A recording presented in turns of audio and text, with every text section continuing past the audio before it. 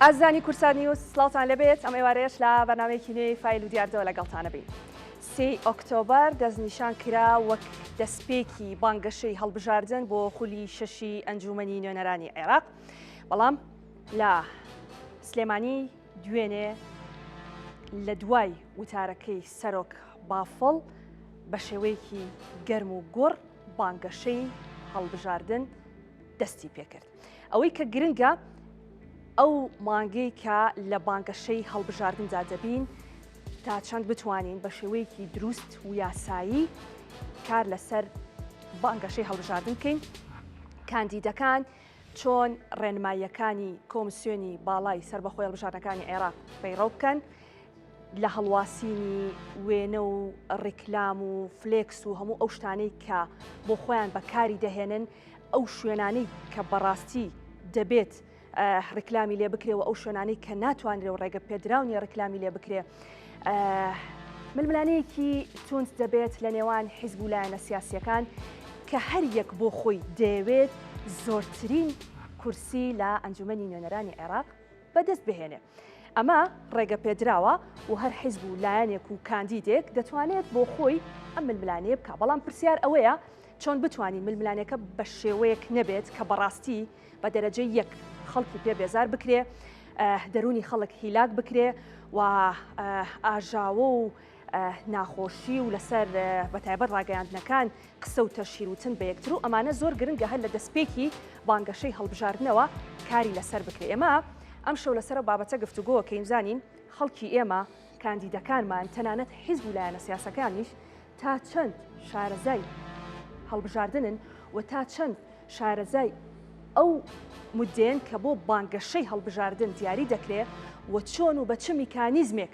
کار لەسەر ئەو ماوەیە بکرێ تا ئەو کاتێک کە بڕیارە لە 11 هەڵبژاردننی پەرلەمانی عێراق ئەنجام بدرێت. بەسپاسەوە نەوزاد ساڵح کە بەڕێزیان ئێمە هەر دەڵێن شارەزای هەڵبژاردن چونکە بەڕاستی کاک نەوزاد ساڵانێکی زۆرە لە بواری هەڵبژاردن کاری باشتان کردووە و جێدەستان دیارە بەڕاستی و هەر کاتێکیش کە پێویست بێت بە تایبەت ئەو کاتانەی کە دەستپێکی بانگەشەی هەڵبژاردن دەکرێت بۆ ئەم ساڵ و بۆ خولەکانی پێشتریش هەمیشە هەوڵی داوە لە ڕێگەی بڵاوکردنەوەی نامیلکەیەکەوە زانیاری ورد و دروست بدات بە پاڵێوراوان و بە حیزب و لایەنە سیاسیەکان بۆ ئەوی چۆن بتوانن بە شێوەیەکی دروست ڕیکلام بانگەشە بۆ خۆیان بکەن و چۆن بتوانن کات بە فیڕۆنەدەن و ئەوەی کە گرنگە پاڵێوراوان بیکەن. ئێمە لە درێژەی بەرنامەیە بە وردی باس لە نامیلکەکەی کاک نەوزادی شەکەین. کاک نەوزاد زۆر بەخێر بێت. زۆر سپاس لانا خان، مەمنون. دەستپێکی بانگەشەیە بەڵێ جارێ سەرەتایە زۆر نەچوینەتە ناو کێشمە کێشم و ململانی سیاسیەکانەوە. عادەتەن ساڵانی پێشتر تەجروبەمان لەگەڵ بابەتەیە هەیە، ئیتر وردە وردەکە نزیک دەبینەوە لە هەڵبژاردن دەبینین تونتر لایەنەکان لەسەر یەک قسە دەکەن. چۆن دەتوانین ئێمە بە شێوەیەکی دروست مامەڵە لەگەڵ ئەو کاتەیە بکەین کە دیاری دەکرێت وەک بانگەشەی هەڵبژاردن؟ بەڵێ سڵاو لە بینەرانی بەڕێ، سواز بۆ جەنابتان بۆ ئەم دەرفەتە. سواز بێوش. هەڵبەتە جەنابتان دەزانن کە هەڵبژاردن بۆ خۆی پرۆسەیەکی دیموکراتیە و بەشێکی سەرەکی لە پرۆسەی هەڵبژاردن بانگەشە و هەڵمەتی هەڵبژاردنە. لە هەموو پرۆسەیەکدا دیارە بانگەشە و هەڵمەتی هەڵبژاردن ینی بەشێکی سەرەکیە و بەشێکی زیندووە لە پرۆسەکە. لە زانستی هەڵبژاردنیشتا دەڵێت هەر کاندیدێک یاخود هەر پارت و قەوارەیەک توانی بانگەشە و هەڵمەتێکی هەڵبژاردننی زانستیانەی هاوچەرخ دوور لە تونند و تیژی، دوور لە بەریەکەوتن، دوور لە هوتافات و شیعارات و جەنجاڵی و قەرەباڵغیەکی بێسوود بەڕێ بکات. ئەمە نیشانەی ئەوەیە کە ڕەنگە نیوەی پرۆسەکەی بەباشی بەڕێکردبێت و نیشانەی سەرکەوتنی ئەو کاندید و قەوارە و پارتەیە. مامەڵەیەکی زانستیانە، مامەڵەیەکی زانستیانەی هاوچەرخ. مەبەست چییە لەوەی کە دەبێت بە زانستیانە مامەڵە بکرێواتە هەم پاڵێوراوان هەم حیزب و قاوارە سیاسیەکان ئەو مامەڵە زانستیەت چۆنە کە دەبێ بیکەن؟ بەڵێ دیارە بۆ هەموو پرۆسەیەک کۆمسیۆنی باڵای سەربەخۆی هەڵبژاردنەکان بۆ ئەم خولە ئەگەر باسی بکەین خولی شەشەمی ئەنجومەنی نوێنەرانی عێراق بۆ هەموو بەشێکی پرۆسەکە دیارە هەڵبژاردن چەند قۆناغێکە. قۆناغی یەکەم دەستپێکی قۆناغەکە ئەوەیە کە یاسایەکت پێویستە پرۆسەکەی پێ ئەنجام بدەیت دەستپێک پاشان قۆناغی بانگەشە و هەڵمەتی هەڵبژاردنە، دوای ئەوە قۆناغی دەنگدانە و جیاکردنەوەی دەنگەکانە و ڕاگەیاندنی دەرەنجامەکانە کە ئەمە هەر بۆ خۆی چوار قۆناغە. بەڵام لە بەنسبەت ئەوەی کە پێ ئەوتێت بانگەشە و هەڵمەتی هەڵبژاردن کە وەکو باسم کرد بەشێکی زیندوی سەرەکیە لە پرۆسەکە، کۆمسیۆنی باڵای سەربەخۆی هەڵبژاردنەکان بۆ ئەوەی هەم کاندیدەکان و هەم پارت و قەوارە سیاسی و هاوپەیمانێتیەکان تووشی هەڵە نەبن، پەیڕەوی ژمارە چواری دەرکردووە کە تایبەتە بەم بابەتە. ئەم پەیڕەوە بەڵێ ئەم پەیڕەوە بەڵێ لە بەردەستمانەیە، بەڵێ 5 مادەیە 5 بەشە ببوورە 5 بەشە. ئەمەی کە دەیبینین پەیڕەوی هەڵمەتەکانی هەڵبژاردن ژمارە چواری ساڵی 2025 دیارە ئەم پەیڕەوە دەرکراوە کۆمەڵێک 26 مادەیە، بەڵێ 26 مادەی لە خۆی گرتووە، 5 بەش پێ کات و 26 مادەی لە خۆی گرتووە. لەم پەیڕەوەدا باس لە هەڵمەتەکانی هەڵبژاردن و ئەگەر بە یەک دۆست بەوردی باسی کەم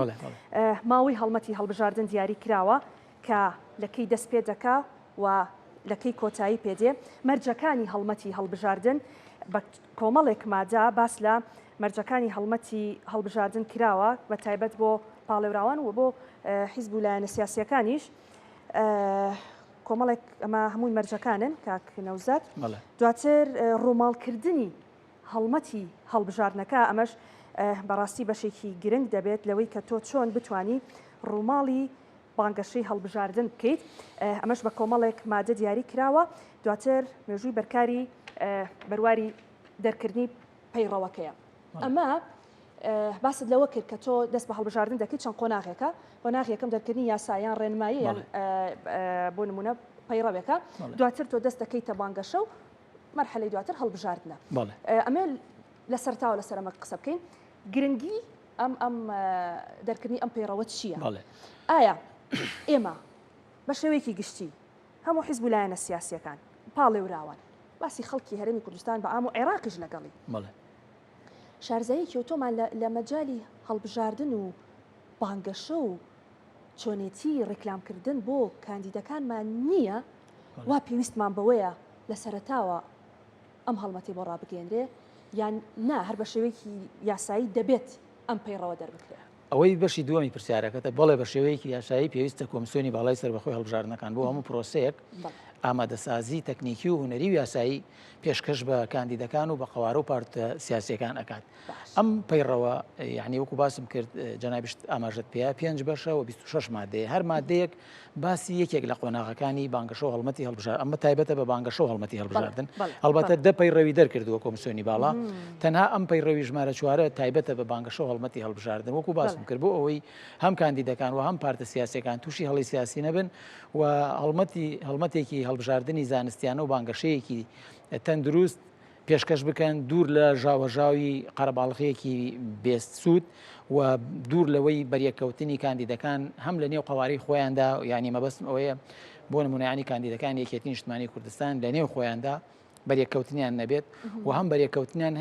نەبێت لەگەڵ کاندیدی ڕکابەرەکانی تردا و بەنسبەت قەوارەکانی و پارتە سیاسەکانیش بە هەمان شێوە و ئەمە یعنی هەموو ئەو بابەتانی تێدایە کە چۆن کاندید فێری ئەوە ئەکات یاخود پەروەردەی ئەکات یاخود زانیاری و ڕۆشنبیری فێر ئەکات کە قۆناغ بە قۆناغ هەتا ئەو ماوەی وەکو جەنابەت باست کرد کە کۆمسیۆنی باڵای سەربەخۆی هەڵبژاردنەکان لە یەکەم ڕۆژی بانگەشەوە دەستی پێ دەکات هەتا 48 ساعات پێش دەنگدانی تایبەت، بەڵێ پێش دەنگدانی تایبەت کە کۆتایی بە پرۆسەکە دێت بۆ مەبەستم بانگەشەیە بۆ ئەوەی تووشی سزای یاسایی نەبن، لەبەر ئەوەی ئەگەر بێت و هەر جۆرە بەریەکەوتنێک بگاتە هێڵی سوور کە پەیڕەوێکی تایبەت بە یاسا و سزادانیشی دەرکردووە، ئەمە ئەگەر هێڵی سوور ببەزێنن بێگومان هەم سزای مادی تێدایە و هەم دەرکردنی تێدایە و زیندانیشی تێدایە. کاک نەوزاد پرسیاریان کردم ئێمە شارەزایمان هەیە لە واری هەڵبژاردن و چۆنێتی ببوورە وەڵامی ئەوم نایێتەوە. بەڵێ ئێمە بەڵێ دیارە بەڕێستان شارزایەکی واری هەڵبژاردنن و کەسانێک پسپۆڕیان هەبێت لەسەر ئەو بابەتە و ئێمە وا دەزانین کە ئیتر کە هەڵبژاردن کرا دەتوانین خۆمان کاندید بکەین و هەڵمەتێکی باش بۆ خۆمان بۆ حیزبەکەشمان ڕابگەێنین و ئیتر هەر کەس لای خۆیەوە کار بۆ ئەوە دەکات کە زۆرترین دەنگ کۆبکاتەوە و ببێتە ئەنجامی پەرلەمانی ئەنجومەنی نوێنەرانی عێراق. ئەمە کافیە، ئەمە بەسە بۆ ئەوەی کە تۆ بڵی تەواو من شارزەیم هەیە چ لە بواری هەڵبژاردن چ لە ئەو مەرحەلەی کە پێی دەوترێ بانگەشە یان ئێمە لە چه مەرحەلەیەکین؟ بەڵێ دیارە هوەری کۆکردنەوەی دەنگ ئامراژ و ئالێتی تایبەت و میتۆدی تایبەتی خۆی هەیە بەڕاستی ئێمە ڕاستە ئەمەی جەنابەت ئەفەرموویت بە بەراورد بە ساڵی 92 کە یەکەم هەڵبژاردننی پەرلەمانی کوردستان لە 95 ساڵی 92 ئەنجام دراوە دیارە لەو کاتەوە هەتا ئێستا هەرێمی کوردستان 6 خولی بەڕێ کردووە و عێراقیش 5 خول ئێمە ئەزمون لە دوای ئەزمون یعنی توانیومانە ئەلفوبایەک لە هەڵبژاردن فێر ببین وەکو ئەو وڵاتانەی کە وڵاتە هاوچەرخەکانی کە پرۆسی هەڵبژاردن زۆر بەباشی ئەنجام دەدەن و تێدەپەڕێت بە شێوەیەکی تەندروست و بەڵێ ئێمەش تا ئێستا تاکی کورد ڕۆشنبیریەکی ئەو تۆی پیا کردووە دەربارەی پرۆسی هەڵبژاردنەکان و بڵێ هەر بۆ خۆی هەڵبژاردن یعنی هەم ئەرکە هەم مافە یعنی پێشتر خەڵک ڕەنگە ئێستاش لە زوربەی وڵاتانی یعنی نەکار هەرێمی کوردستان یعنی وڵاتانی ئەوروپا ئەگەر سیر بکەیت وڵات هەیە ینی لە سەدا چلی خەڵک معنیە بە هەڵبژاردن لە سەدا 60 خەڵک بەشداری کۆی پرۆسی هەڵبژاردنەکان ئەکات و شتێکی سروشتیە ئەگەر خەڵک هەرچەنە ئێمە هانی خەڵک ئەدەین ممارەسەی ئەم مافەی خۆی بکات بەڵام تۆ ناتوانانی خەڵک ئێرغام بکەی بەوەی کە هەر بە ینی بە جۆرێک لە جۆرەکان لە لای شیرین بکەیت خەڵک هەیە معنی نییە بە پرۆسی هەڵبژاردن و ئەڵێ من ممارەسەی ئەم مافەی خۆم ناکەم ئەمەش تا ڕادێک شتێکی سروشتیە بەڵام بڵێ ئێمە تاکی کورد تا ئێستا زۆر بە ینی ئەگەر هەڵبژاردننی ساڵی ڕابردوو سیر بکەین یعنی تۆ بتەوێ نەتەوێت لا نەخان ینی پرۆسی هەڵبژاردن نەک هەر لە هەرێمی کوردستان و عێراقدا لە هیچ وڵاتێکدا بەبێت تەنگەژەیەکی وردە تەنگەژەیەک یاخود وردە ئاریشە و کێشە تێپەر ناکات ئەمەش سروشتی ئیشکردن وهەیە یعنی پارتی سیاسی ئەگەر لە نێو خۆیدا تەنگەژەی سیاسی نەبێت مانای وایە ئەم پارتە دیموکراتیت تێدا ون بووە بە هەمان شێوە پرۆسی هەڵبژاردنەکانیش یعنی کۆمەڵێک تۆ چونکە ڕکابەرت هەیە بەریەککەوتنە تۆ لە سنگەردا یعنی هەڵبژاردن چۆن تۆ سەربازێک پێشمەرگەیەک لە سنگەردایە باروت و چەک بەکاردەهێنێت لە هەڵبژاردنیشدا هەر هەمان شتە شەڕە هەر جەنگە بەڵام لە جەنگی هەڵبژاردندا تۆ چەکی دیموکراتی بەکارهێنی بۆ قایلکردنی بەرامبەرەکەت یاخود قایلکردنی ڕکابەرەکەت بەبێ چەکی بارود دیارە ئەم چەکە وەکو جەنابەت ئاماژەت پێ باسی ئەوەت کرد کە فەرمووت ئایا ئێمە ئەتوانین ینی ئەمە بەسە بۆ ئەوەی بانگەشە هەڵمەتی هەڵبژاردن ئیتر بەمە کۆتایی بێت نەخێر بەمە کۆتایی نایێت لەبەر ئەوەی هەر کەسێک بێت خۆی کاندید بکات دیارە بابەتێکەیە پێ ئەوترێت خودناسی مرۆڤ یعنی دەبێت جارێ پێش هەموو شتێک یعنی خۆی هین بکات یعنی خەمڵاندنێک بۆ خۆی بکات هەڵسەنگاندنێک بۆ خۆی بکات بزانێ وەزنی لە نێو پێگەی جەماوەری چەندە چییە زۆر کەسێ ینی لە ئێمە ئەوە وەکو جەنابەت فەرمووت ئەزمونێکی چەند ساڵەمان هەیە لەم بابەت ینی زۆر کەسەیە بۆ نمونە ینی پرۆفیسۆر بۆ لە زانکۆ یاخود مامۆستایەکی زۆر پێشکەوتو ناودار بۆ لە زانکۆ دەرنەچووە بەڵام سیرەکەی کەسێکە کە لە کەناڵەکان زۆر دەرکەوتووە لە بوارێکدا شارەزایە دەنگی بەدەستێناوە بۆ ئەم دەرکەوتنە هەر بۆ خۆی لە خۆیدا دەبێتە شێوازێک لە بانگەشە و هەڵمەتی هەڵبژاردن زیاتر پێی دەناسرێت وەکو مامۆستای زانکۆ باشە لەسەر ئەو قسەی تۆ کاک نەوزاد ئێمە زۆر جار دەبیستین دەڵێت ئەگەر بۆ نمونە کاندیدێک بنەماڵەیەکی باشی لە پشت بێت ئەوە دەنگێکی باش کۆ دەکاتەوە بەڵام من تێبینیم کرد لە قسەکانی توایەک دوو جار باس لەوە کرد ئەگەرمانە ئێمە شێوازێکی دروستمان هەبێ بە بانگەشە نابێت دوای قەرەباڵغی بکەوین بەڵام ئەم دوشتە یەک ناگرێتەوە بۆ دڕمکەمەوە من کە ئەڵێم قەرەباڵغی دیارە قەرەباڵغی خۆی لە خۆیدا لە بانگەشە و هەڵمەتی هەڵبژاردنە هەر دروست ئەبێت یعنی ئەمە شتێکی تەبیعیە بەڵام هەندێک قەرەباڵغی هەیە زیان بە کاندیدەکە ئەگەین یعنی بۆ نمونە کۆمەڵێک قەرەباڵغی دەبینی ئەی مناڵی تێدایە کە مناڵ ئەمە هەر خەرقی یاسایە مناڵ نابێت لە بانگەشە و هەڵمەتی هەڵبژاردنە بە پێی یاساکانی کۆمیسیۆن بەشداری پێ بکرێت چونکە ئەو مناڵانە نەدەتوانن دەنگ بدەن و بانگەشەش بۆ ئەوان شتێکی دروست نیە لەوانێت تووشی کارەساتە بیان چەندین مناڵ لە جامی سیارەکانەوە ئاڵایەکە گرێ بەدەستیەوە یا تووشی حاڵەتێک ئەبێت ئەمانە لەبەرەوە بە پێی یاساکانی کۆمیسیۆن مناڵ کە قەرەباڵغی دروستکرد ڕەنگە ئەمە زیان بە پرۆسەکە بگەێنێت و هەموو قەرەباڵغیش بۆ کاندیدەکان بۆ قەوارە سیاسیەکان ڕەنگە سوودێکی ئەوتۆی نەبێت قەرەباڵغیەک ئەگەر هزر و بیر و گوێن لە وتارەکان نەبێت بە سەیری ینی دروشم و با بڵێن پەیامەکان بە جوانی ڕوون نەکرێتەوە لەلایەن هەر قەرەباڵغی وەرزە دروست بکرێت ڕەنگە ئەمە زیان بە کاندیدەکە بگەێنێ بەنسبەت بەشێکی پرسیارەکەت باسی ئەوەت کرد کە ینی کاندید چۆن خۆی لە خێزان و لە عشایر و ئەمانە من یەک نمونە عەرزی جەناب دەکەم و بۆ بینەرانی بەڕێزیش ساڵی 2004 ئەگەر بیرمان بێت جۆرج بۆشی کوڕ بە فڕۆکەکەی هات نەڕۆشت لە ڕیاسەتی جمهوری بنیشێتەوە یاخود لە سەرۆکایەتی پەرلەمان لە بەردەم ڕەشماڵەکەی ماڵی ستار ئەبوڕیشەی برای ئەحمەد ئەبوڕیشە ئەندامی ئەنجومەنی شارەوانی ئەنبار نیشتەوە بۆ لەبەر ئەوەی ئەم دەزانێت نفوسی عشایری لە عێراقدا یعنی کاریگەری خۆی هەیە ئێستاش لە پرۆسی هەڵبژاردنەکاندا ینی کاندیدەکان یعنی پێویستە سوود لە وزە و توانای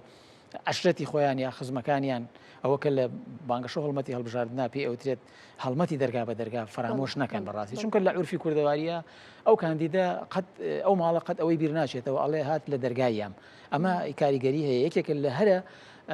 بانگەشە بەهێزەکانی بەپێی سیستمی NDI ئەمریکیش هەڵمەتی دەرگا بە دەرگایەکێکە لە هەرە هەڵمەتە کاریگەر و بەهێزەکان. باش لەسەر ئەم نامیلکەیە ئەرکی پاڵێورا و لە بانگەشە و هەڵمەتی هەڵبژاردن کۆمەڵێکشمان باس کرد لەسەر کە چۆن ئێمە دەبێت بانگەشە بکەین بە تایبەت بۆ پاڵێوراوان بەڵام لە گرنگترین ئەو شتانەی کە تۆ لەم نامیلکەیە دەتەوێت وەکو پەیامێک بگەینیت چیە؟ ئەم نامیلکەی ڕاستە 15 لاپەڕی نیو ئەیفۆڕە بەڵام 30 خاڵی بنچینەیە کە زیاتر لە چەند سەرچاوەیەکی عەرەبی ئینگلیزی کوردی تێدا بەکارهێنراوە خاڵە بنچینەیەکان بە کاندید و بە پارتەکان و بە بەرپرسی تیمی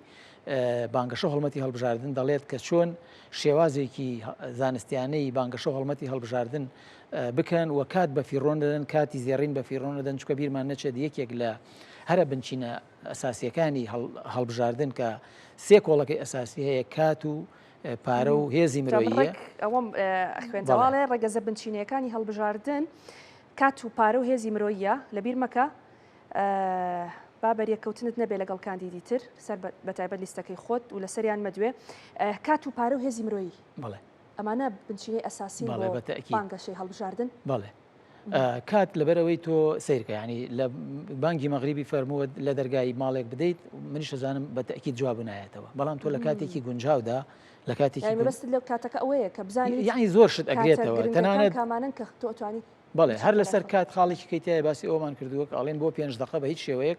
سەردانی کەناڵەکان مەکە ینی 20 کیلۆمتر ئەبرێت کاندیدێک ڕەنگە تەشریف بهێنێتە ئێرە ئێوە لێرە چایەک و قاوەیەکی ئەدەنێ و 5 دقە ئەیگوشن هەموو زانیاریەکانی لێوەرەگرن و خواحافیز من لەگەڵ ئەوە دانیم ینی هەر زانستی هەڵبژاردن ئەڵێ بۆ 5 دقە بە هیچ شێوەیە سەردانی هیچ کەناڵێک و بۆ میدیایەک قسەمەکە لەبەرەوەی ئەڵێن بۆ 5 دقە نەک ینی سەردانەکان بەڵام بۆ 5 دقە ینی کاتی خۆی دەرفەتە لە دەستی لەوانەیە ئەو 20 کیلۆمتر ببڕێت ینی بۆ ئەم 5 دقەیە ئەگەر ئەم 20 کیلۆمترە لە هەڵمەتی طبعاً شێوازەکانی بانگەشە هەڵمەتی هەڵبژاردن زۆرن یەکێک لەو شێوازانە وتمان شێوازی دەرگا بە دەرگایە یاخود شێوازی سەر شەقام ئەگەرم کاندیدە لەو کاتەدا چەند ماڵێک بەسەر بکاتەوە ڕەنگە بۆ ئەو بە سووتر بێت لەو 5 دقەیە کە دێت لە کەناڵێک دەرەکەوێت بەڵام من لەگەڵ ئەوەدام کە کاندیدەکان دەربکەون لە کەناڵەکان و هەزروبیری خۆیان و پەیامی خۆیان و بەرنامەی خۆیان و بەرنامەی بۆ نمونە ئەوانەیە یەکێتی نیشتمانی کوردستان بەرنامەی لیستی 222 بۆ دەنگدەرەکانی خۆیان ڕوون بکەنەوە. بەڵێ بەسپاس کۆمەڵێک لەم نامیلکانی بۆ ئێمە هێناوە کاندیدە بەڕێزەکان کە لەلای ئێمە دەستگای میدیای کورسات چاوپێکەوتنیان لەگەڵەکەین دەتوانن سوودمەند بن لەوەگرتنی ئەم نامیلکەیە و بەڕاستی سوودی دەبێت بۆ کارنامەی خۆیان بە درێژایی ماوەی بانگەشەی هەڵبژاردن. باسی ئەوەم نەکرد ئەمە 30 خاڵی بنچینەیە ئەم 30 خاڵە وەکو باسم کرد هەر خاڵێکیان ینی کاندید فێر ئەکات و بەرپرسی تیمی بانگەشە هەڵمەتی هەڵبژاردن فێر ئەکات کە لە چ کاتێکدا بانگەشە هەڵمەت بکەن و چۆن هەنگاو بنێن هەنگاو بە هەنگاو هەمویان تێدەگەیەنێت کە وەکو باسم کرد کات بە فیڕۆێنێن و سوودمەند بن لەو کاتەی کە خۆیان هەڵمەتەکانی سەرشەقام و هەڵمەتی ئەو شوێنانەی کە باڵێن جۆرێک لە قەرەباڵغیتیە یاخود قاوەخانەکان یان مناسەبەکان ئیتر شێوازەکانی بانگەشە بەکاربهێن. باشە بۆ بەتەنها ئیشت لەسەر کاندید کردو و ئێمە بەردەوام بە درێژەی بەرنامەکە باسمان لە پاڵێوراوەکان کرد زیاتر با تۆ زێبین باس لە قوارە سیاسیەکان بکەین حیزب و لایەنە سیاسیەکان ئەرکی ئەوان چییە لە قۆناغی بانگەشەی هەڵبژاردن ئەوان دەبێت چۆن کار بکەن هەم لەسەر خودی حیزبەکەیان هەم لەسەر پاڵێوراوەکانیشیان. بەڵێ پرسیارێکی بەجێ دیارە 8 پارت لە هەرێمی کوردستان بۆ ئەم خولە بەشدارە بێگومان هەر پارتێک دەتوانێت ینی بەپێی ئەو پەیام و دروشمانەی خۆی دیارە پەیام و دروشمیش گرنگە لە هەڵبژاردندا پەیام و دروشمی کاندیدەکان و پەیام و دروشمی پارت و قوارە سیاسیەکان بۆ بەرنامەکانیان یعنی ئێستا لە وڵاتان ئەگەر سیر بکەی بەهۆی زیاتر هۆشیاری ناڵم تاکی کورد هۆشیارنیە لە هەڵبژاردن بەڵام بە حکمی ممارەسە یعنی تۆ سەیری وڵاتێکی وەک ئەمریکا بکەیت 200 ساڵ هەڵبژاردنەکان یاخود دەوڵەتانی عەرەبی نزیکەی 100 ساڵێکە پرۆسی هەڵبژاردن هەڵبەتە ئەزمونیان لە ئێمە زیاترە تاکی ئەوروپی سەیری دەموچاو و ڕوخسار و جلوبەرکی کاندید ناکات بەڕاستی سەیری بەرنامەکەی ئەکات یاخود پرسیاری لێ کاتەر لە ڕێگای سوۆشال میدیاوە بڵێ بەرنامەکەتم بۆ بنێرە ئەو سەیری بەرنامەکە کات لەم بەرنامەیە سەیرە کاتم کاندیدە چ پرۆژەیەکی پێ لە پەرلەمانە یاخود ئەنجومە نەخۆجییەکانە ئایا چی کردووە بۆ چارەسەری بیمەی بێکاری چی کردووە بۆ بیمەی تەندروستی چی کردووە بۆ ئەوەی ئەزمەی سەکەن چارەسەر بکات چی کردووە بۆ لاوان بۆ گەنجان بۆ مناڵان ینی کاڵم هۆشیاری تاک بۆ زۆر گرنگە لە هەڵبژاردندا ئەمە جیاوازیەکەمانە یعنی بەڵام لێرە ڕەنگە ئێمە هێشتا نەگەشتی بین ئەو ئاستەی کە بەو شێوەیە بەراوردی تاکێکی ئەوروپی لەگەڵ تاکێکی خۆمانە بکەین لێرە ڕەنگە بەرنامەی هەڵبژاردنەکان ئەو کاریگەری دروست نەکردی بێت تا ئێستا ئەنج ئەمە بیریشمان نەچێت لا نەخان ینی هەڵبژاردن ئەگەر تۆ بتەوێت هەڵبژاردن هەموو گرفتەکانی ئەم دۆخە ینی چارەسەر بکات یا گۆڕان و وەرشەرخانێکی گەورە بکات ئەم بە هیچ شێوەیە لە دنیادا هەڵبژاردن بە شێوایەکی ڕێژەیی دێتە سەر گۆڕانکاریەکان ینی هەڵبژاردن قەت وەرشەرخانێکی گەورە دروست ناکات بەڵام دیارە لە هەموو پرۆسەیەکدا کاریزمایی کاندیدەکان کاریزمایی سەرۆک لیستەکان کاریگەری خۆی هەیە نەک هەر لە هەرێمی کوردستان و لە عێراقدا لە هەموو دنیادا ینی کاندید کارکتەر و بکەری پرۆسەکەیە باس لۆ کروت پەیام و دروشمی حیزبەکان زۆر گرنگە گرنگی خۆی هەیە هەر بەڕاستی ئەم دروشمانە توانێت تێڕوانینی خەڵک بگۆڕێ بەدڵنیایەوە لە ڕووی دەرونیەوە کاریگەری هەیە من یەک شتێک ئەرزی جەنابەت بکەم لە 2015 ئێمە کۆمەڵی کادری یەکێتی نیشتمانی کوردستانمان برد بۆ هەڵمەتی هەڵبژاردننی پارتی هەدەپەی ئەو کاتە یعنی یەکێک لەو شتانی کە سەرنجی منی ڕاکێشا بە برادرانی شموت مناڵێکی بچووکی زۆر جوان ڕێکلامێکی هەمووی تەبان ڕێکلامی هەڵبژاردن دەبێت کاتەکەی زۆر زۆر کەم بێت هەمی 40 سانیە نابێت ئەڵێ ئامەد باژێ ڕێمەیە پاقژی کارێمەیە زۆر جوانە ینی هەڵپەرکەیەکە کۆمەڵێک مناڵ و ئەوە هەممانایەکی پوخت و جوانی هەیە بۆیە یعنی یەکێک لە بنچینە ئەساسیەکانی پەیام و دروشمی هەڵبژاردن دەبێت پوخت بێت کاتی کەم بوێت وە ڕوون بێت ینی بۆ ئەوەی دەنگدەر لی تێبگات جۆرێک لە غموزیێت یا با بڵێن ئەوەی تێدا نەبێت کە دەنگدەر لی تێنەگات ئەبێ ڕوون بێت ینی پوخت بێت بۆ یەک بەڵێ کاریگەری لەسەر بەرنامە و کاری حیزبەکە باس لۆ کرد بۆ نمونە بۆ کاندیدێک لە وڵاتان ئەگەر تۆ بتەوێت دڵ بە کاندیدێک بە سێریەوە کەمزان ئەمە چی کردووە لەم مەجالانە چی دەکات پێشتر چاچەند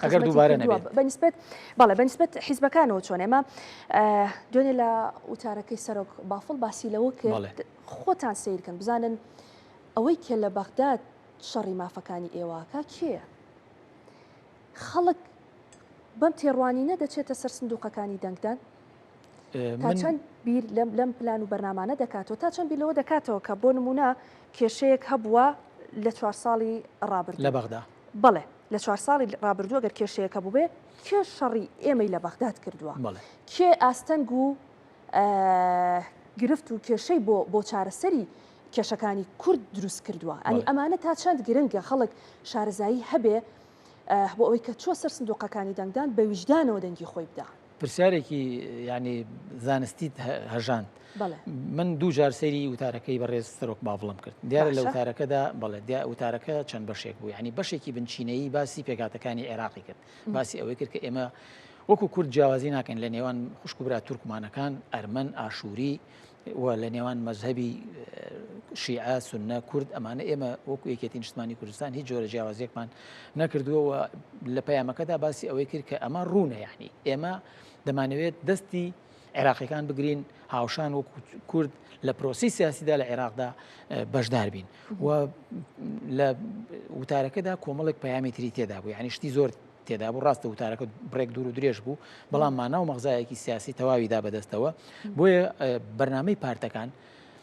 بەرنامەی پارتەکان هەتا کورت و پوخت بێت یعنی ڕەنگە خەڵک ئێستا جەناب دەزانی یعنی بەتایبەت خوێندنەوەی سەرکاغز زۆر کەم بووە ئەگەر لە ڕێگای سەناگرەسی کردارەکە بەڵێ ئەگەر لە ڕێگای ئەلکترۆنی سوۆشال میدیاشەوە پەیامی پارتەکان بگاتە دەستی دەنگدەر یعنی کۆمەڵێک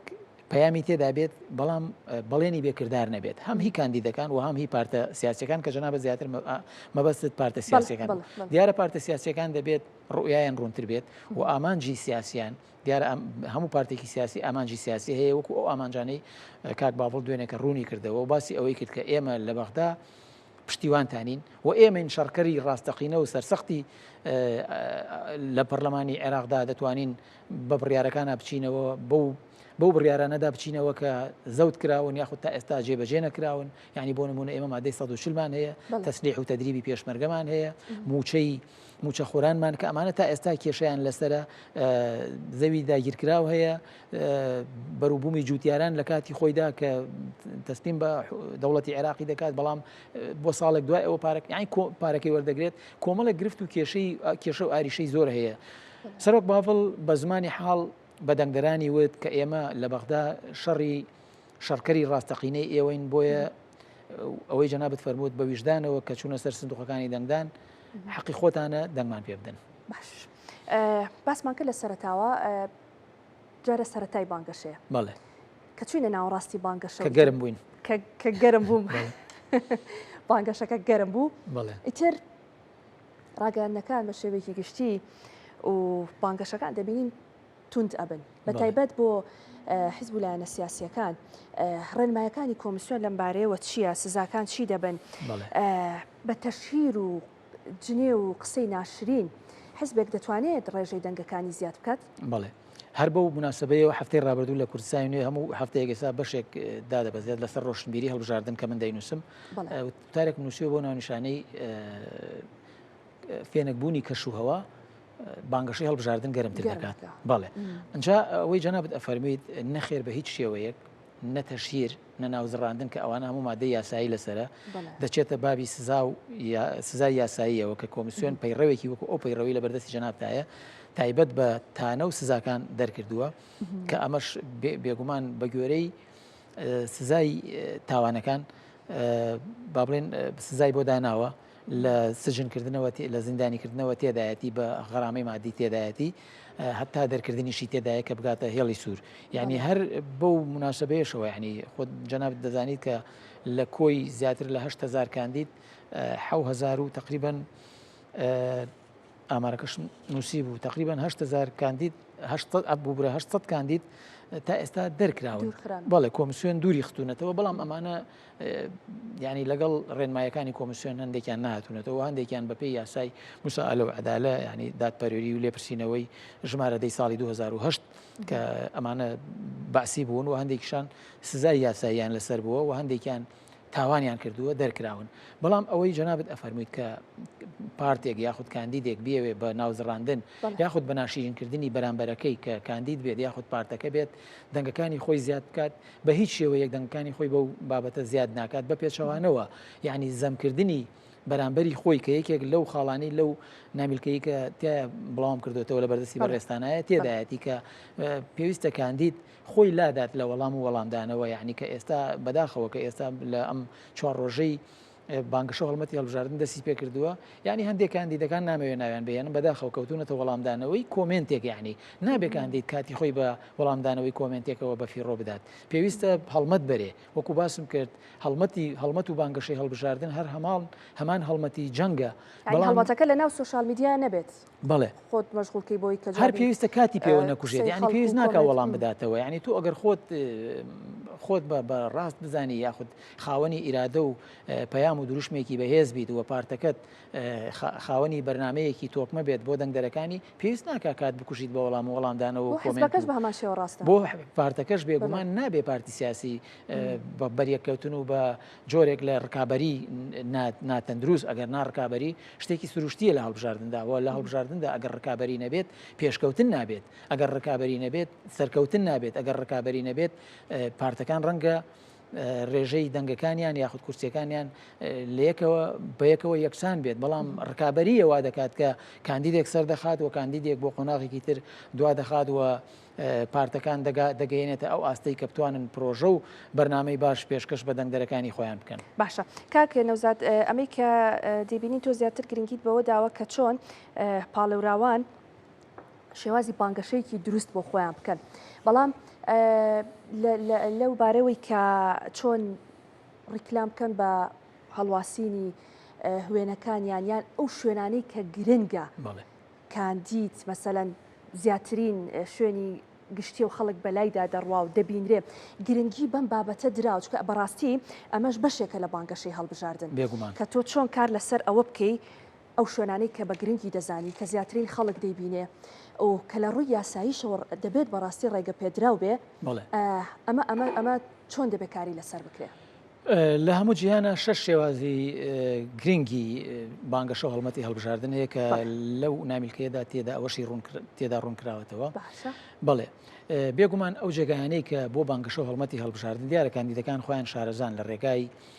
تیمی بانگەشە و هەڵمەتی هەڵبژاردن و هەموو مەڵبەندێک بەشی هەڵبژاردننی هەیە وێڕای ئەوەی کە ئێمە ئێستا یەکێت باسی ئەگەر باسی یەکێتی نیشتمانی کوردستان بکەین دەستگایەکی هەڵبژاردننی پرۆفیشنال و پێشکەوتوی هەیە و هەموو پارتەکانیش ناوەند و دەستگایەکی مەکتەبێکی هەڵبژاردنیان هەیە بۆ خۆیان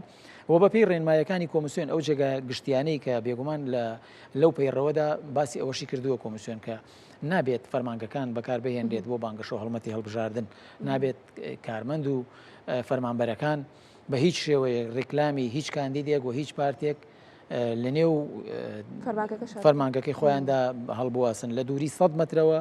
لە وێزگە و بنکەکانی دەنگدان دەبێت بانگەشەی هەڵمەتی هەڵبژاردن و ڕێکلامەکان و فلێکسی کاندیدەکان و پارتە سیاسیەکان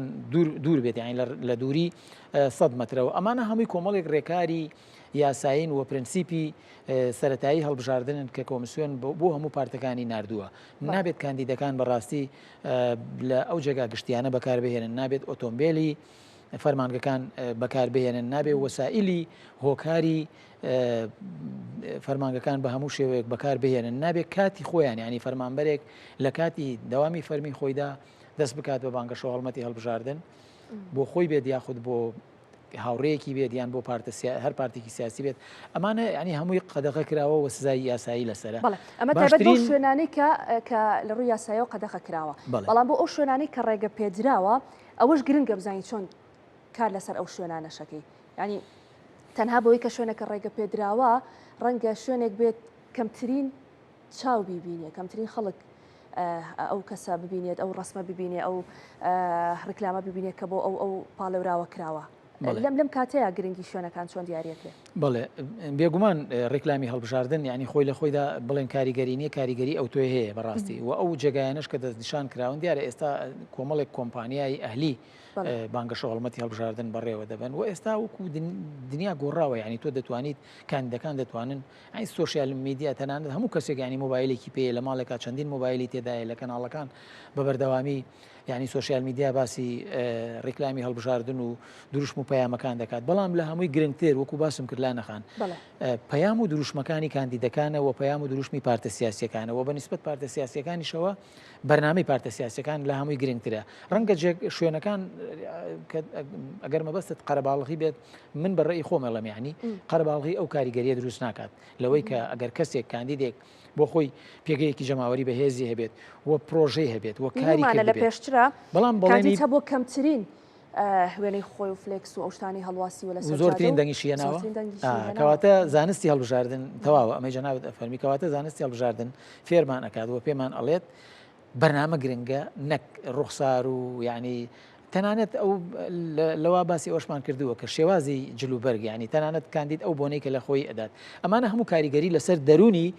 دەنگدەر دروست ئەکات بۆیە ینی گرنگە کاندید ئاستێکی ڕۆشنبیری وهای هەبێت کە چۆن دەچێتە نێو ژەماوەرەوە چۆن دەچێتە ناو خەڵک چۆن بانگەشەی هەڵبژاردن دەست پێ دەکات ئەو بابەتانەشی کە زیانی پێ ئەگەێنێت هەر لێرەدا فێریمان کردو ڕوومان کردوێتەوە بۆ ینی هەندێک جار ڕەنگە کاندیدێک پاسەوانەکانی شوفێرەکەی گەورەترین زەرری لێ بدات بە دروستکردنی قەرەباڵغی بە ڕێگەنەدان بە ئۆتۆمبیلەکانی تر بە وەڵام نەدانەوەی مۆبایلی ڕەنگە مۆبایلەکی کاندیدەکە لە لای ئەو بێت وەڵامی خەڵک نایەتەوە دوای گلەی بێت یانی شتی زۆر تێدا هەڵبژاردن هەر وەکو باسم کرد لەسەرەتەوە هونەری کۆکردنەوەی دەنگ ئامراژ و ئالێتی تایبەتی خۆی باشە کاک نەوزار لەگەڵ هەموو ئەمانە شاباسی وت کرد دەرونی خەڵک ماندوو نەکرێت بەڵێ یعنی ئێمە دەزانینی تر بانگەشە دەست پێ دەکای تر خەڵک جۆرێک لە بێزاری لێ هاتووە چۆن کار لەسەر ئەوە بکرێت لە ماوەی بانگەشەی هەڵبژاردن کار لەسەر دەرونی خەڵک بکرێ بەڕاستی پێمە دەزانین ئێمە هەرێمی کوردستان ساڵانێکی زۆرە بەدەست کۆمەڵی قەیرانەوە دەناڵێنێ دەرونی خەڵک خۆی بەڕاستی ماندووە خۆی ماندووە مە پەیوەندی بە هەڵبژاردن بانگەشە ئەوە نییە کەمانە ماژۆرە گرێبی لەوا کاتەوە موچەیمانەکەی کەیت و ئەی موچەیمانی ئەوە چی لێت و ینی ساڵانێکی زۆرە مە لە 2014 بەدەست بابەتەوە دەناڵێنین بۆیە لە بابەتێکی وهەیە خۆ ئەبێ گرنگی بە لایەنە دەرونیەکەی خەڵکیش بدرێ هەم لەوەی کە چۆن بێزار نەکرێن هەم لەوەی کە چۆن تۆ بانگەشە بۆ حیزب و کاندید و لایەنە سیاسیەکان دەکرێت هەم لەوەش کە بەڕاستی سیمای شارەکەش ناشرین نەکرێت کە جۆرێک لە گلەی خەڵک ئەوەیە دەڵێت کە بە هەنێک شەقامە ڕووی ینی وای لێ هاتووە بینی پێچکردنەوەکە نبینی کۆڵانەکان نبینی هەمووی بە ڕسمی کاندیدەکە ئەمانە ڕەنگە ئەمەی کە من تۆ باسیەکەین شتی بەسیت و هاکەزایی بێ بەڵام گرنگی خۆی هەبێ چۆن ئیش لەسەرم بابەتانە بکرێت من پێم وانە خەڵک بێزار بێت لە بانگەشە و هەڵمەتی هەڵبژاردن ئەو تیمانەی باسمەوە کرد کە خۆی خەڵک خۆی بێزارە تێگەم ئەو تیمانن کە بانگەشە و هەڵمەتێکی هەڵبژاردننی زانستیانی هاوچەرخ ناکەن و خەڵک بێزار ئەکەن وەکو جەنابەت فەرمووت بەڵێ خەڵک خۆی گیرفانی بەتاڵە و بیر لەوە ئەکاتەوە ئەم موچەی کە وەریگرت کەی موچەیدا هاتوو بێت و بێزاری و جۆرێک لە تەنگەژەی سیاسی کاریگەری لەسەر دەرونی کۆی خەڵک هەیە بە دەنگدەرەکانی شێوەچ وەکو باسمان کرد هەموو کەس دەنگدەر نییە بەڕاستی بەڵام ببورن بەڵام ئەمە دیسان ئەمان باتەوە بۆ ئەوەی کە ئێمە چۆن شێوازێکی بانگەشە و هەڵمەتی هەڵبژاردننی هاوچەرخ زانستیانە بە شێوازێک کە هەم دەنگدەر بێزار نەبێت و هەم سوود لەو بانگەشەیە ببینرێت وەکو باسم کرد پێشتر یعنی دەکرێت هەم کاندید هەم پارتە سیاسیەکان یعنی مڕعاتی ئەوە بکەن کە خەڵک بەڕاستی دۆخی خەڵک بخوێننەوە و بەتایبەت لە سوۆشیال میدیا لە کەناڵەکان یعنی ئەمانە هەمووی کاریگەری لەسەر دەرونی خەڵک هەیە و بتوانن سەرنجی خەڵک بەو شێوازە ڕناکێشێت بە قەرەباڵغی بە دەنگ بەرزکردنەوە بە بەرزکردنەوەی تۆنی دەنگی کاندیدەکان کە لە مەشادیسان باسی ئەوەمان کردووە دەرکەوتنی ڕوخساریان شێوازی جلوبەرگەکانیان وتارەکانیان بە تایبەت وتار ینی وتار و پەیام لە بانگەشە هەڵمەتی هەڵبژاردنە کاریگەری یەکجار گەورەی هەیە ینی ئێمە گەر باسی وتارە بەناو بانگەکانی بۆ نمونە کەسایەتێکی وەکو جۆرج واشنتۆن بکەین یاخود ئۆباما بکەین کە بۆ نمونە لە ئەمریکا ڕەنگە 9 دقە و 40 ثانیە قسەی کرد بێت بەڵام ماناو مەغزای وتارەکەی لەم 9 دقە و 40 ثانیە دەبینی دنیایەک شتی تێدایە بۆیە وتاری دوور و درێژ بە تایبەت ئێستا خەڵک هەرگوێت لێ ناگرێ پەیامی دوور و درێژ دروشمی دوور و درێژ لێ تێناگات بۆیە هەتا پەیامی هەڵبژاردن و دروشمی هەڵبژاردن کورت و پوخت و مانەدار بێت ڕەنگە دەنگدەر باشتر بتوانێت بە پیریەوە بێت و بێزارکردنی خەڵک لە پرۆسی هەڵبژاردنەکاندا دەگەڕێتەوە بۆ نەشارەزایی تیمەکانی بانگەشە و هەڵمەتی هەڵبژاردن نەک خەڵک لە خۆیدا ینی بێزار بێت لە پرۆسی هەڵبژاردنەکە تا بێ گرنگی بەم بابەتە بەدڵنیاییەوە گرنگی زۆری دەبێت پێ بدرێت باش تۆزێک باسی دەنگدەر بکەین ئەوانەی کە دەچنە سەر سندوقەکانی دەنگدان و بڵێ مافی یاسایی ئەویان هەیە کە دەنگ بدەن هەموو هاوڵاتیانەی کە پێشتر ئەمە هەمیشە باس لەوە دەکەین لە ڕاگەیاندنەکانیشەوە ئەوانەی کارتی دەنگدانیان نێکردوێتەوە بچن کارتەکانیان وەرگرنەوە ئەمە بابەتێکی گرنگە بۆی تۆ بتوانی مافی ئەوەتە بێ دەنگ بدەیت لەگەڵەوەشدا ئەو تەمەنانەی کە ئەمساڵ تەمەنی یاساییانە بۆ ئەوەی کە دەنگ بدەن ئەمە لە ناو خێزانەکان بە تایبەت ئێمە لە سەرتاوە باسمان کرد کە دەنگدان مافێکی یاسایی هەموو هاوڵاتیەکە و زۆری لێ ناکەی بەڵام مافێکی خۆیەتی بۆ دەستەبەری مافەکانی خۆی بچێتە سەر سندوقەکانی دەنگدان باشترە جا بۆ خۆی و بۆ خێزانەکەی و بۆ ئەو کەسانەی کە تازە شمولی دەنگدان دەکەن جا کاک نەوزار ئەو کاتی کە تەمەنی یاساییت بۆ دەنگدان خۆشترین کاتی تورکی تروا هەستەکەی تەواوی تر تۆ تەواوی تر کە مافی دەنگدان دەڵێ ئەو من بەڵێ ئەمەش بەڕاستی گرنگە بۆ لە پرۆسی هەڵبژاردندا باسی لێەوە بکرێن بەڵێ بە تاکید خۆشبەختانە ئێستا لە هەرێمی کوردستان 3 ملیۆن و 69 هزار کەس کارتی بایۆمەتری وەرگرتوێتەوە و کارتی بایۆمەتریش کراوە بە یەکێک لە بنچینە ئەساسیەکانی هەڵبژاردن لە ئێستادا هەر نزیکە یعنی 100 هزار کەسێک تا ئێستا کارتی وەرنەگرتوێتەوە کە ئەمەش ینی بەبراورد کاتەکەش ماوە بەڵێ بەبراورد بە ئاماری وڵاتان بۆ پرۆسی هەڵبژاردنەکان یان هەر بە دەوڵەتانی هەرێمایەتی وڵاتێکی وەکو کۆماری ئیسلامی ئێران یاخود وڵاتێکی وەکو تورکیا شتێکی سروشتیە ینی وەکو پێشترش باسمان کرد خەڵک هەموو خەڵک معنی نییە بە پرۆسی هەڵبژاردن ئەوەی جەنابەت باست کرد کە تەمەنی یاسایی دیارە گەر 18 ساڵی تەواو کرد دەتوانێت ئیتر بچێت کارتی بایۆمەتریەکەی دروست بکات و دەنگ بدات کە ئەمە بۆ خۆی لە خۆیدا ئەمساڵ ینی نەوەیەک دێتە پێشەوە دەنگ دەدات ئەم نەوەیە دڵی بە پرۆسی هەڵبژاردن خۆشە و ڕەنگە خەڵکیش هەبێت زۆر ئاسایی بێ لە لای کە هەر ئەسڵەن تا ئێستا بەشداری کۆی پرۆسی هەڵبژاردنەکانی نەکرد بێت یاخود باوەڕی پێی نەبێت کە ئەمەش دیسان بوو لەبەرەوەی هەڵبژاردن یعنی پرۆسەیەکی دیموکراتیە کە ئێمە ئەڵێن هەڵبژاردن خۆی بەشێکە لە دیموکراتیت کە ئەبێ بەشی ئەوەشی تێدا بهێڵینەوە کە خەڵکیش ئازادە یعنی خەڵک هەیە بڕوای وهەیە کە ئەڵێ هەڵبژاردن ڕەنگە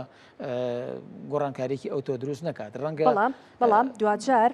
ئەمەی کە بەتایبەت بۆ ئەنجومەنی نوێنەرانی عێراق دەکرێت ئێمە دەڵێن چارەنووسسازە و ئەمە شەڕی کوردە لە بەغا بەتایبەت بۆ گەلی کورد ئێمە دەڵێن شەڕی کورد بۆ بەدەستهێنانی ئەو مافە یاسایی و دەستوریانەیە کە ئێمە بە پێی دەستور کۆمەڵێک مافمان پێ درراوە لە بەرەوەی ماهرمی کوردستان بەشێکی لە عێراق ئەو